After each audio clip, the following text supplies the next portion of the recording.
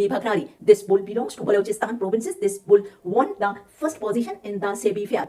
Animals are brought to this festival from all over Pakistan. Sibi Bhakrari won the festival because of his beauty. This bull weighs 1 ton and its height is 8 feet. Bhakrari drinks 16 kg of milk daily, 1 kg of pistachio, almond and ghee. It's massaged with pure coconut oil or provide vitamin. These bulls were initially only in India, Pakistan and Bangladesh, but now the breeding of Brahman bulls has also been done in the United States. This bull weighs 1,000 kilogram. The height of this bull is 7 feet and walks without stopping for many hours. But nowadays, due to modern machinery, this bull is now formed to meet the demands for meat. Number 2, this bull belongs to Belgium. This bull looks like a bodybuilder. Its muscles are natural. The greatest quality of this bull is that it does not contain fat. It is mostly used for forming.